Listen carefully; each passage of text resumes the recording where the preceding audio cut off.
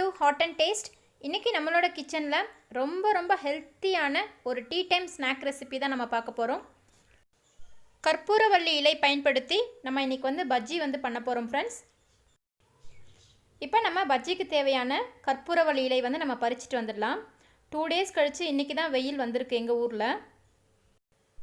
Maximum குழந்தைகளுக்கு சளி பிடிச்சதுன்னா இந்த கற்பூரவள்ளி இலையை லைட்டாக இட்லி சட்டியில் வச்சு ஆவி கட்டி அதோட சாரை பிழிஞ்சு கொடுப்பாங்க. நம்மளோட சேனலை புதுசாக பார்க்குறவங்களா இருந்தால் மறக்காமல் சப்ஸ்கிரைப் பண்ணிக்கோங்க ஃப்ரெண்ட்ஸ். இப்போ நம்ம தேவையான பொருட்கள் என்னென்னு பார்க்கலாம்.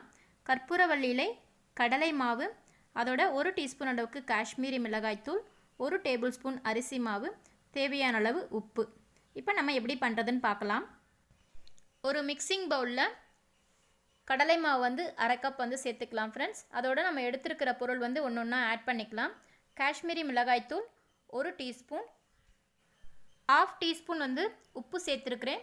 அதோட 1 டேபிள் ஸ்பூன் அளவுக்கு அரிசி மாவு நான் ஆட் பண்ணியிருக்கிறேன். இன்றைக்கி எங்களுக்கு ஒரு 8 பஜ்ஜி அளவுக்கு போதும் ஃப்ரெண்ட்ஸ்.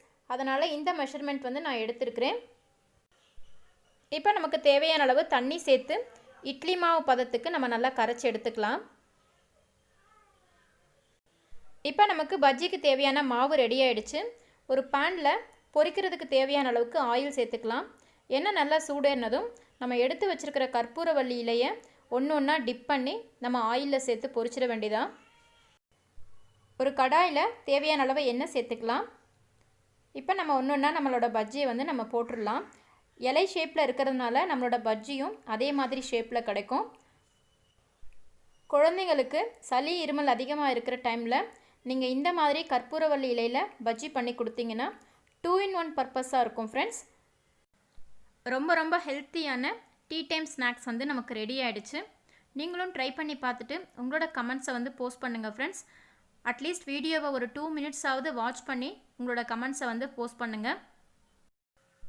ஆரோக்கியமான கற்பூரவள்ளி இலை பஜ்ஜி ரெசிபி உங்களுக்கு பிடிச்சிருந்ததுன்னா லைக் பண்ணுங்கள் ஃப்ரெண்ட்ஸ்.